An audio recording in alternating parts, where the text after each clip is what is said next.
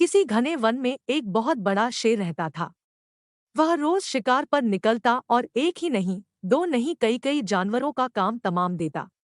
जंगल के जानवर डरने लगे कि अगर शेर इसी तरह शिकार करता रहा तो एक दिन ऐसा आएगा कि जंगल में कोई भी जानवर नहीं बचेगा। सारे जंगल में सनसनी फैल गई। शेर को रोकने के लिए कोई न कोई उपाय करना जरूरी था। एक दिन जंगल के सारे जानवर इकट्ठा हुए और इस प्रश्न पर विचार करने लगे।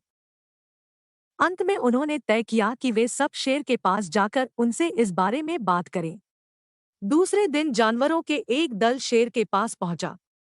उनके अपनी ओर आते देख शेर घबरा गया और उसने गरज कर पूछा, क्या बात है? तुम सब यहाँ क्यों आ रहे हो? जानवर दल के नेता ने कहा, महाराज, हम आपके पास निवेदन करने आए हैं। आप राजा हैं और हम आपकी प्रजा। जब आप शिकार करने निकलते हैं तो बहुत जानवर मार डालते हैं। आप सबको खा भी नहीं पाते। इस तरह से हमारी संख्या कम होती जा रही है। अगर ऐसा ही होता रहा तो कुछ ही दिनों में जंगल में आपके सिवाय और कोई भी नहीं बचेगा। प्रजा के बिना राजा भी कैसे रह सकता है? यदि हम सभी मर जाएंगे तो आप भी राजा नहीं रहेंगे। हम चाहते हैं कि आप सदा हमारे राजा बने रहें।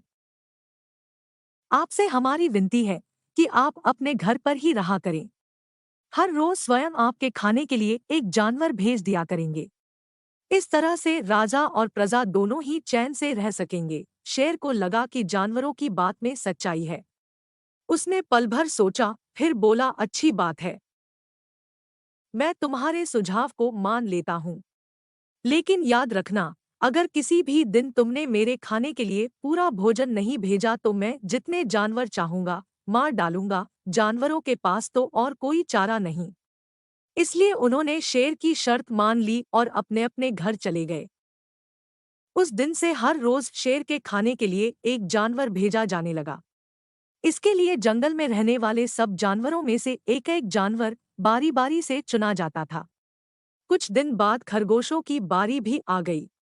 शेर के भोजन के लिए एक नन्हे से खरगोश को चुना गया। वह खरगोश जितना छोटा था उतना ही चतुर भी था। उसने सोचा, बेकार में शेर के हाथों मरना मूर्खता है।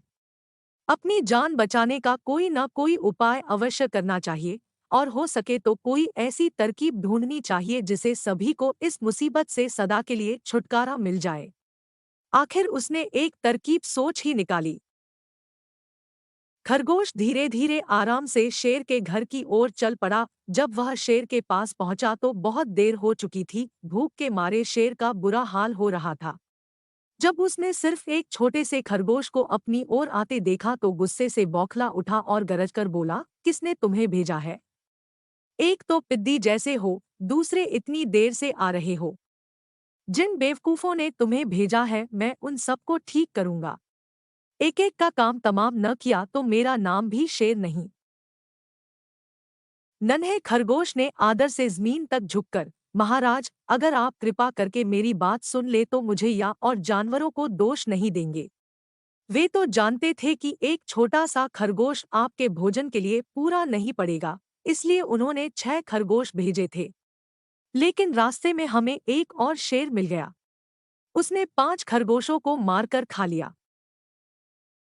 यह सुनते ही शेर दहाड़कर बोला, क्या कहा? दूसरा शेर? कौन है वह? तुमने उसे कहाँ देखा? महाराज, वह तो बहुत ही बड़ा शेर है। खरगोश ने कहा, वह जमीन के अंदर बनी एक बड़ी गुफा में से निकला था। वह तो मुझे ही मारने जा रहा था। पर मैंने उससे कहा, सरकार, आपको पता नहीं कि आपने क्या अंधेर कर दिया है। हम सब अपने महाराज के भोजन के लिए जा रहे थे, लेकिन आपने उनका सारा खाना खा लिया है। हमारे महाराज ऐसी बातें सहन नहीं करेंगे। वे जरूर ही यहाँ आकर आपको मार डालेंगे। इस पर उसने पूछा, कौन है तुम्हारा राजा? मैंने जवाब दिया, हमारा राजा जंगल का सबसे बड़ा शेर है महाराज। मेरे ऐसा कहते ही वह गुस्से से लाल पीला होकर बोला, बेवकूफ, इस जंगल का राजा सिर्फ मैं हूँ। यहाँ सब जानवर मेरी प्रजा है। मैं उनके साथ जैसा चाहूँ वैसा कर सकता हूँ। जिस मूर्ख को तुम अपना राजा कहते हो उस चोर को मेरे सामने हाजिर करो। मैं उसे बताऊंगा कि असली राजा कौन है। महाराज, इतना कहकर उस शेर ने आपको लिवाने के लिए मुझे यहाँ भेज दिया। खरगोश की बात सुनकर शेर को बड़ा गुस्सा आया और वह बार बार गरजने लगा। उसकी भयानक गरज से सारा जंगल दहलने लगा। मुझे फौरन उस मूर्ख का पता बताओ, शेर ने दहाड़कर कहा। जब तक मैं उसे जान से न मार दूंगा मुझे चैन नहीं मिलेगा। बहुत अच्छा महाराज, खरगोश ने कहा, मौत ही उस दुष्ट की सजा है।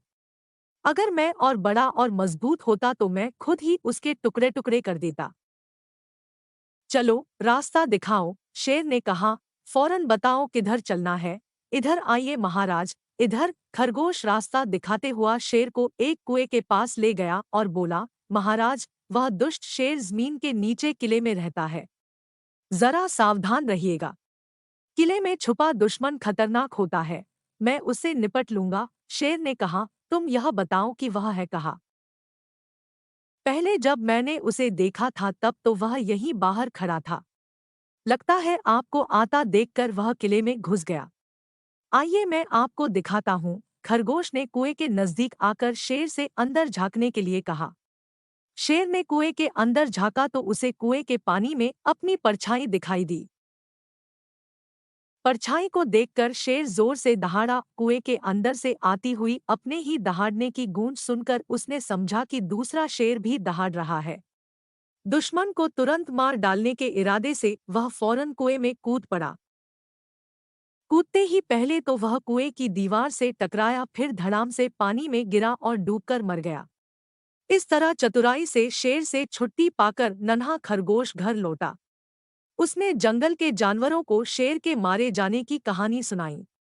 दुश्मन के मारे जाने की खबर से सारे जंगल में खुशी फैल गई।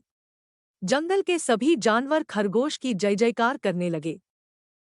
सीख, घोर संकट की परिस्थितियों में भी हमें सूझबूझ और चतुराई से काम लेना चाहिए और आखिरी दम तक प्रयास करना चाहिए। सूझबूझ और चतुराई से काम लेकर हम भयंकर संकट से उबर सकते हैं और बड़े से बड़े शक्तिशाली शत्रु को भी पराजित कर सकते हैं। चैनल को लाइक करें, शेयर करें और सब्सक्राइब करें। भाग 10 में आगे की कहानी सुनिए। खटमल और बेचारी जू, पंचतंत्र की कहानी।